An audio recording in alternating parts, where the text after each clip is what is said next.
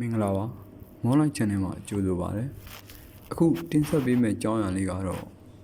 စာရေးဆရာတာတီရေးသားတဲ့ဖိုးမီသွေးဆိုတဲ့အကြောင်းအရာလေးပဲဖြစ်ပါတယ်ဒီအကြောင်းကိုကျုပ်တစ်ခါမှမပြောဘူးဗျကျုပ်တို့ထနောင်းကုန်းမှာလူထုလူဆန်းကြီးတယောက်ရှိတယ်အသက်ကတော့60ကျော်လောက်ရှိပြီဗျနာမည်ကဖိုးမီသွေးတဲ့ဒီနာမည်ကနောက်ပြောင်ခေါ်တဲ့နာမည်မဟုတ်ဘူးဗျတကယ်နာမည်ရင်းဗျဖိုးမီသွေးရဲ့အသားတွေကတကယ်ကိုနှက်မှောင်နေတာဗျမီသွေးတိုင်းပါပဲဗျာညဘက်များမှောင်ထဲမှာဖိုးမီသွေးရက်နေရင်ဘာကိုမှမတွေ့ရဘူးဗျတကယ်တော့ဖိုးမီသွေးကတာတီတို့ရွာသားမဟုတ်ဘူးဗျဘယ်ရွာသားမှလည်းမဟုတ်ဘူးဗျသူ့မိဘတွေကလည်းဘယ်သူတွေမှန်းလည်းမသိဘူးဖိုးမီသွေးထနောင်းကုန်းကိုရောက်လာတာ9နှစ်သားလောက်ထဲကရောက်လာတာဗျအခုပြည့်စည်မာယုံကျောင်းမှာကျောင်းထိုင်နေတဲ့ကျုပ်ဆရာတော်ဦးကူနာရဲ့ဆရာတော်ကြီးဦးတိတ်ခလက်ထက်မှာပြည့်စည်မာယုံကျောင်းကိုရောက်လာတာဗျဆရာတော်ကြီးဦးတိတ်ခကိုကျုပ်တို့ရွာသားတွေကဘုန်းကြီးတိတ်လို့ခေါ်ကြတယ်ဗျဒါဒီတို့ကတော့ဆရာတော်ကြီးကိုမမီလိုက်ဘူးပေါ့ဗျာကျုပ်ဘကတော့ဘုန်းကြီးတိတ်လက်ထွက်ပေါ့ဗျာအဘတို့တက်တန်လောက်ရှိတဲ့ကျုပ်တို့ရွာကဘိုးတော်တွေအားလုံးဘုန်းကြီးတိတ်ရဲ့လက်ထွက်တွေကြီးပဲဗျာလေတွက်ရာတွက်စပားတွက်နှမ်းတွက်ပဲတွက်တစ်တွက်ကျုပ်တို့ထနောင်းကုန်းကဘိုးတော်ကြီးတွေကစိတ်နဲ့တင်တွက်နိုင်ကြတာဗျဘုန်းကြီးတိတ်ရဲ့တပည့်တွေကိုဗျဘုန်းကြီးတိတ်ကလောကုတ္တရာရောလောကီရောလွတ်ကျွမ်းတာဆိုပဲဗျတရားဟောတာလဲလွတ်ကောင်းတာလဲဗျဟိုရာဒီရွာတွေမှာအလှရှိရင်ဘုန်းကြီးတိတ်ကိုမပင့်တဲ့အလှဆိုတာရှိကိုမရှိတာလေဗျဘုန်းကြီးတိတ်ကအထက်လန်ပညာတွေလည်းတော်တော်လိုက်စားတာဆိုပဲဗျာစေရောဓာတ်ရောပယောဂရောအကုန်နိုင်တာလေဗျာတခါကြရင်တဘာတဲ့တောထဲတောင်ထဲဝင်ပြီးဆေးပင်တွေတူဆေးမြစ်ဆေးဥတွေရှာတာလေဗျတခါတလေမှចောင်းသားတွေဘာတွေခေါ်သွားတာဆိုပဲတခါတော့ဘုန်းကြီးတိတ်တောင်ပေါ်ကတောကြီးထဲဝင်ပြီးဆေးပင်ရှာတာလေဗျဒီတခါတော့သူ့ကျောင်းကကျောင်းသားကြီးတယောက်ခေါ်သွားတယ်တဲ့အဲ့ဒီကျောင်းသားကထွားကြမ်းကြမ်းဗလာကောင်းကောင်းနဲ့ဗျနာမည်ကစင်ဖောက်လို့ခေါ်တယ်အဲ့ဒီခေါက်တောထဲကပြန်ထွက်မှာမီးသွေးခဲလို့မဲနဲ့နေတဲ့ကလေးတယောက်ပါလာတာဗျဖိုးမီးသွေးအကြောင်းကျုပ်တို့ပြောပြတာကကျုပ်ဆရာတော်ပြောပြတာဗျကျုပ်ဆရာတော်ဦးကုနာနဲ့ဖိုးမီးသွေးနဲ့က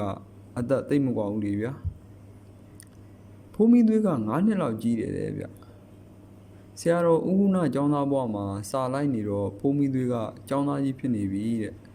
ဖိုးမီးသွေးငယ်ကဘုန်းကြီးကျောင်းသားဘဝမှာဆရာတော်အလိုက်တခြားတန်ဃာတွေရဲ့အလိုက်ကိုရင်တွေရဲ့အလိုက်ကိုလွတ်တိတာဆိုပဲဒါကြောင့်လဲဆရာတော်ရောတန်ဃာတွေရောကိုရင်တွေရောကဘုန်းကြီးကျောင်းသားမီးသွေးကိုလွတ်ခင်ကြတာတဲ့ဗျဆရာတော်ကြီးဦးတိတ်ကများမီးသွေးလို့ခေါ်လိုက်ရင်ဖျားလို့ထူပြီးချက်ချင်းရောက်လာတာတဲ့ဗျဆရာတော်တန်ဃာတော်တွေတင်မကဘူးတဲ့ကိုရင်လေးတွေကိုပါလှုပ်ယူသေးတာတဲ့ဗျဘုန်းကြီးတိတ်ကဘုံမီးသွေး9နှစ်သားမှာကိုရင်စီးပေးလိုက်တော့တရွာလုံးကကိုရင်မီးသွေးဆိုပြီးဟိုရင်ကဆွန်းလောင်းဒီရင်ကဆွန်းလောင်းနဲ့တပိတ်ကိုပြည့်ကျက်လို့ဗျနောက်တော့လူထွက်ပြီးကျောင်းသားကြီးဘွားနဲ့နေတာတဲ့ဆရာတော်ဦးကုနာကအကျုပ်ကိုပြောတာကဘုန်းကြီးကဒီကျောင်းမှာ9နှစ်သားကလေးကကိုရင်ဝတ်ခဲ့တာကွာဒီတုန်းကကျုပ်က9နှစ်ကိုမီးသွေးက12နှစ်ကွာသူကကိုရင်လူထွက်ပြီးကျောင်းသားဘွားနဲ့နေနေတာဘိုးမီးသွေးကဒီရွာသားပဲလားဗျာကျုပ်ကဆရာတော်ဦးကုနာကိုဖိုးဆွဲပေးနေရင်ရှောက်တာဗျကျုပ်ဆရာတော်ကကြေးနဲ့ဓာတ်လုံးထိုးနေတာလေဗျကျုပ်ကအားရင်ဆရာတော်ကိုဖိုးလာပြီးဆွဲပေးနေတာဗျဘယ်ဟုတ်လို့မတုံးဒါလေးရဒါဆိုဘယ်ရွာသားတုံး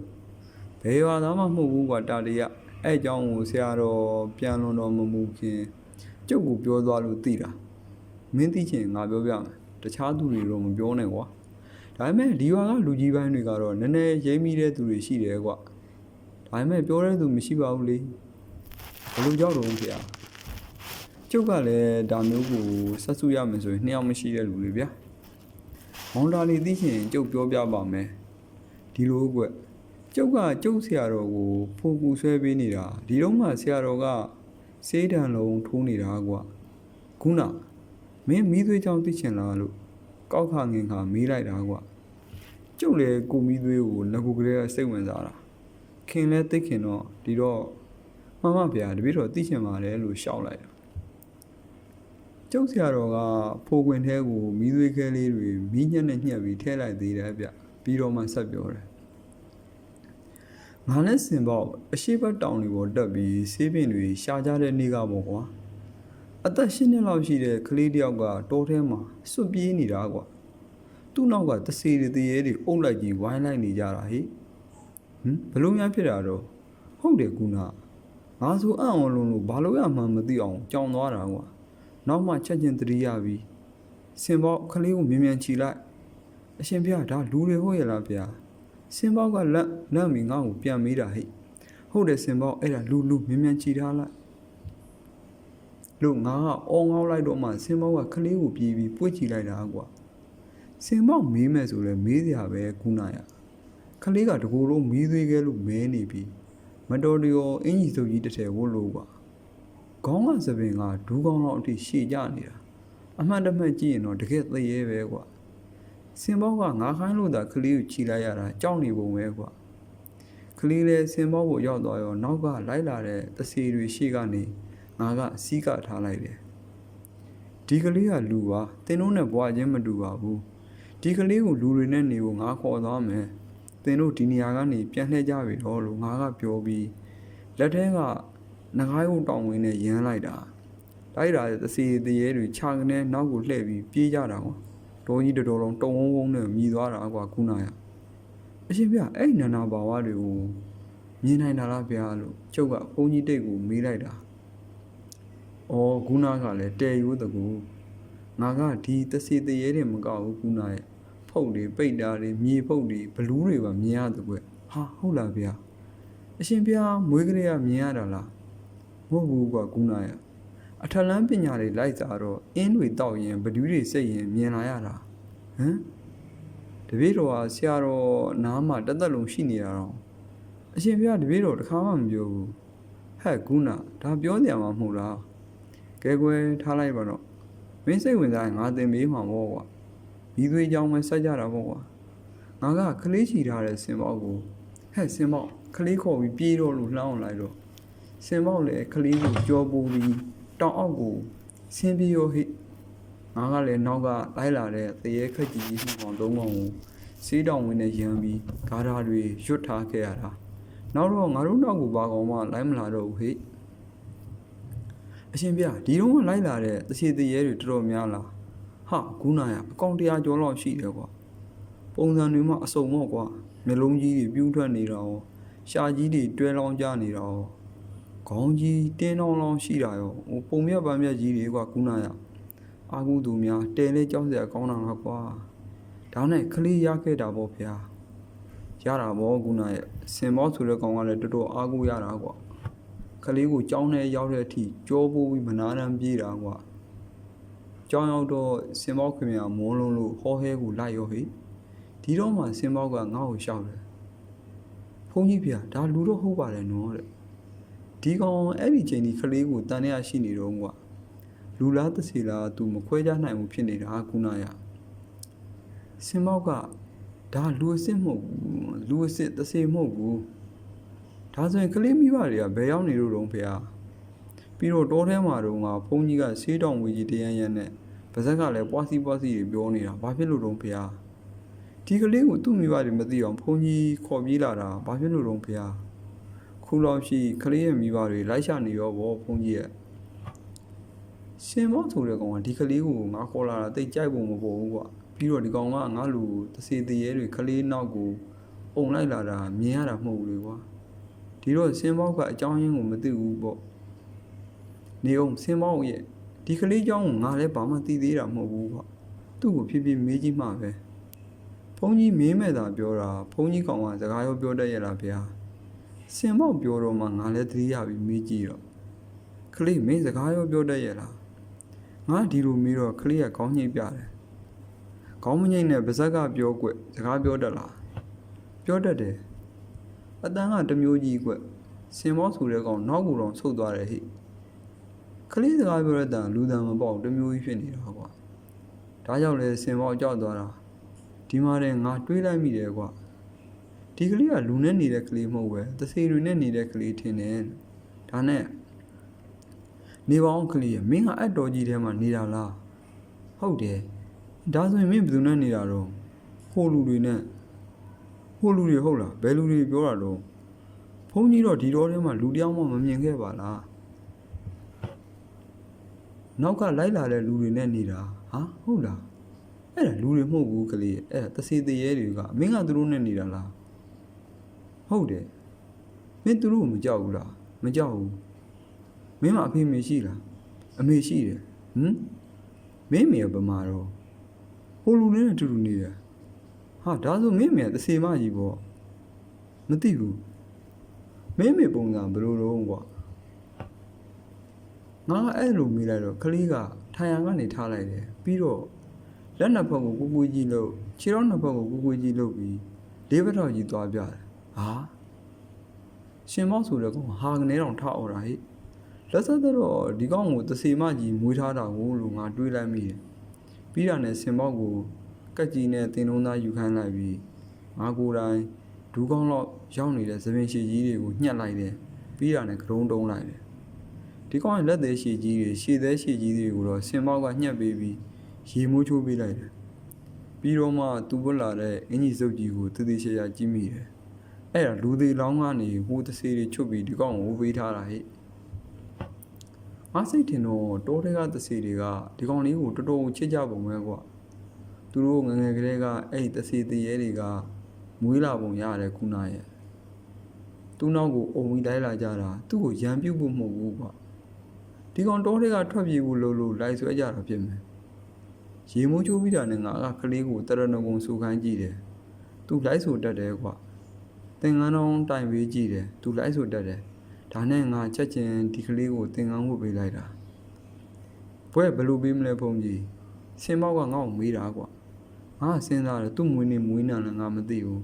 ဒါပေမဲ့ဒီနေ့ကြာတာလေးနေပဲဒီနေ့ပဲသူ့ကိုတွေ့တာဒီနေ့ပဲသူ့ကိုသင်္ကန်းစီးပေးတာဆိုတော့ကြာတာပရိနန်နဲ့ပဲနာမည်ပေးရမှာလို့တွေးမိတယ်ခုနရဲ့ရှင်ပညာဆိုရင်ကောင်းမလားရှင်ပဝရဆိုရင်ရောကောင်းမလားလို့တွေးရင်တခုတွေးမိတယ်ကွာဒီကလေးကထူးထူးခြားခြားတရေမကြီးတစ်ကောင်ကမွေးသားတဲ့ကလေးပဲ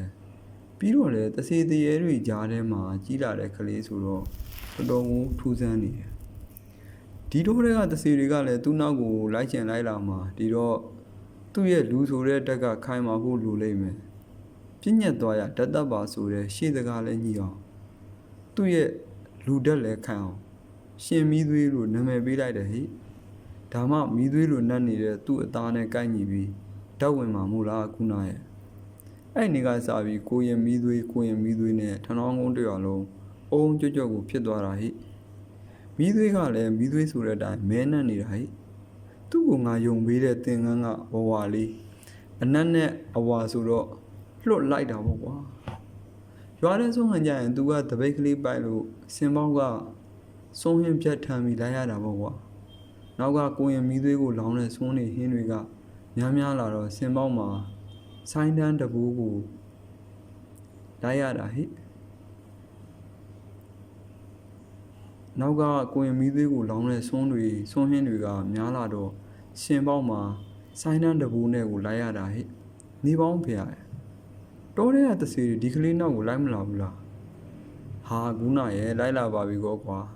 ဒါပေမဲ့တစီတွေအကုန်လုံးလိုက်လာတာမဟုတ်ဘူးကွာမီးသွေးကိုမွေးစားတဲ့သေရဲမကြီးတစ်ကောင်နဲ့လိုက်လာတာငါเจ้าထဲတော့မဝင်နိုင်ဘူးကွာเจ้าဘေးမှာပတ်ပြီးပြေးနေတာဟိပြီးတော့ရွာထဲမှာရှောက်ပြေးအိမ်ခေါင်မိုးပေါ်တွေကိုအုံနဲ့ခုံချလူတွေကို၆လွတ်နဲ့လှုပ်တော့တရွာလုံးထိတ်လန့်ကုန်တာပေါ့ကွာဒီမှာတင်ငါလဲနက်ကတော့တယောက်မြင်မြန်ခေါ်ပြီးမီးသွေးမေသေရဲမကြီးကိုဝင်ဘူးတယ်ဆိုရင်ငါ့ကိုရန်တွေ့တော့တာပဲဟိငါ့ကိုသူ့ကလေးကူးသွားတယ်လို့ပြောတော့တာဟိငါလဲသူ့ကိုနားဝင်အောင်တော်တော်ပြောရတာဟောရတာပေါ့ကွာနောက်တော့သူငြိမ်ပြီးနားထောင်သွားတယ်ကွာနေနဲ့ဒီကလေးကဘဝမတူဘူးနင်ကဒီကလေးကိုလူပြောင်းအောင်ကျွေးမွေးဆောက်ရှောက်ပေးတဲ့ကုသိုလ်နင့်မှာအပြည့်အဝရသွားပြီနင်ဒီကလေးပေါ်ထားတဲ့စေတနာတွေဟာနင့်အတွက်ကံတွေဖြစ်သွားပြီ အခုနင့်သားကိုငါခေါ်လာပြီးပိုကောင်းအောင်လုပ်ပေးထားတာနင့်သားအခုကိုရင်ဖြစ်နေပြီအဲ့ဒီကုသိုလ်တွေအားလုံးနင့်ကိုရအောင်ငါလုပ်ပေးရမယ်နင့်သားကိုတာသနာပေါင်းသွင်းပေးတဲ့ကုသိုလ်တွေကိုနင်ရအောင်ယူပါလို့ပြောပြီးကိုရင်မီးသွေးကိုခေါ်ပြလိုက်တယ်ပြီးတော့မှတရေမကသဘောပေါက်ပြီးဝမ်းသာလွန်းလို့မျက်ရည်တွေတောင်ကျတာဟဲ့ဒါနဲ့ငါလည်းသူ့ကိုတရားဟောတယ်သူ့သားကိုရင်လေးကိုတစေးစေးကြည့်ပြီးတရားနှံရောဟေ့ဒါပေမဲ့ငါကသိချင်နေတာတခုရှိသေးတာဟုတ်ကွာဒါနဲ့တရားတဝက်လောက်ရောက်မှတရားကိုခဏရက်ပြီးတကားမကြီးနင်းကလေးကိုဘယ်လိုရဟာတော့မှန်လားပါဗျာဒီကလေးကလူကမွေးတာမဟုတ်ဘူးဗျာတမင်မတကောင်ကမွေးတာပါဗျာဟေးဟုတ်လားတကားမကြီးတဲလဲထူးစမ်းပါလားနေပါအောင်ရှင်ဗျာရဲ့ကိုရင်မီးသွေးကအရှိဘတ်တော်ကိုသွားပြီးအကျွတ်လွတ်ပွဲလုပ်တယ်ဆိုဗျာအေးဟုတ်တယ်လေကွာသူငငယ်ကသူ့ကိုထိန်းချောင်းခဲ့တဲ့တစီတွေတရေတွေကိုဒီဘွားကနေကျွတ်လွတ်စေခြင်းလို့တစ်နှစ်တစ်ခါနှစ်နှစ်တစ်ခါသွားပြီးအကျွတ်လွတ်ပွဲလုပ်တယ်ဘယ်လိုလုပ်တာတော့ဗျာ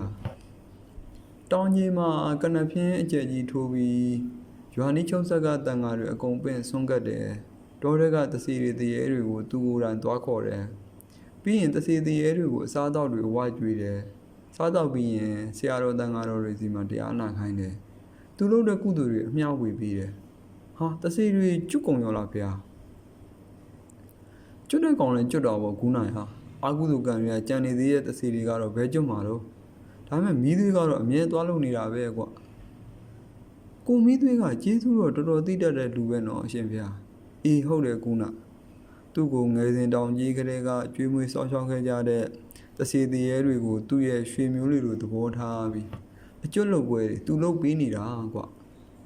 တော်ထဲမှာနေတဲ့တစီတရေတွေရဲ့စားမယ်တောင်းမယ်ဘွားတွေကိုသူကကိုယ်တိုင်တွေးခဲ့ရတဲ့သူမဟုတ်လားခုနရဲ့မှန်ပါဗျာကျုပ်ဆရာတော်ဥက္ကုဏပြောပြတဲ့ဘုံမီသွေးရဲ့အကြောင်းကိုနားထောင်ရင်ကျုပ်ကဖိုးကိုမှန်မှန်ဆွဲပေးနေတာဗျဆရာတော်ဥက္ကုဏရဲ့ဖိုးကသုံးတတ်ဖိုးဗျလေတိုက်တာကတော့ကောင်းသလားမေးနေဟဲခနဲ့နေတာဗျဖိုးခွင်ကလည်းစက်ကြဖိုးလေးဗျဖိုးနောက်ဆိုင်သုံးပေါက်ပါတယ်စက်ကြဘူးဆိုတော့လုံလှည့်ပေးစရာမလိုဘူးပေါ့ဗျမင်းကြီးတာပေါ့ကြီးဖြူကြီးမဲတကောင်ထဲကြီးမဲလေးကဒီမှာနေကြီးဖြူအိမ်ဒီမှာဆောက်အားလောက်ဆိုတာမကြောက်ဘူးလားမောင်တာတည်းရဲ့ကြောက်ပါတယ်ဗျကလေးတွေကိုရအောင်ဂလိထိုးတဲ့စာချိုးလေးပါဗျအေးတကယ်တော့အဲ့ဒါကကျုပ်တို့အကိယလိုင်းနဲ့လဲဆိုင်နေရဲ့ကွာပြီးတော့မောင်တာလေးကြောက်ဘူးပါလိမ့်မယ်ဖားမွေကြိုက်ဒုံနဲ့ရိုက်ဆိုတာလေကြောက်ဘူးပါတယ်ဗျအေးအဲ့ဒါလဲအကိယဝတ်စာပဲကွာဖားဆိုတာကပြဓာကိုပြောတာ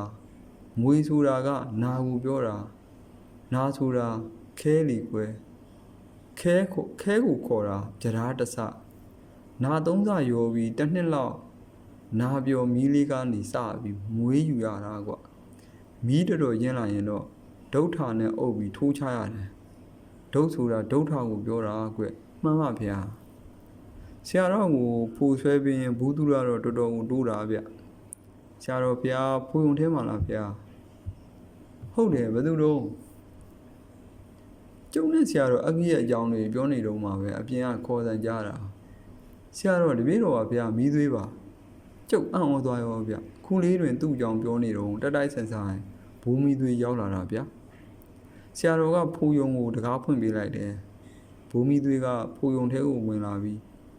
ဆရာတော်ကငပြောခိုင်းတခိုင်လာလှူတာဗျလှလိုက်တဲ့ငပြောခိုင်းကြီးဗျာမီးသွေးလိုမဲနဲ့နေတဲ့ဘူမီသွေးကဖိုးယုံထဲမှာဆရာတော်ကိုထိုင်ကြတော့ပြီးမပြောခိုင်းလှူတာဗျတမင်မကမွေးပြီးတရေတွေတဆွေတွေကြားမှာကြီးပြင်းလာတဲ့ဘူမီသွေးကိုကျုပ်ငေးကြည့်နေမိတာပေါ့ဗျာတာတီကဆရာတော်ကိုပူလာဆွဲပေးနေတာလားဘူမီသွေးကကျုပ်ကိုလှည့်ကြည့်ရင်နှုတ်ဆက်တယ်ဘူအိမ်မက်ကိုရှောက်ခဲ့အောင်လေအကူတို့အမတို့စားဖို့ဘိုးမီသွေးကကျုပ်ကိုလှည့်ကြည့်ပြီးနှုတ်ဆက်တာဗျဘိုးအိမ်ဘက်ကိုရှောက်ခဲ့အောင်လေအကူတို့အမတို့စားဖို့ငပြောသီးတွေပေးချင်လို့တာတည်းရဲ့ဟုတ်ကဲ့ဘိုးကျုပ်လာခဲ့မယ်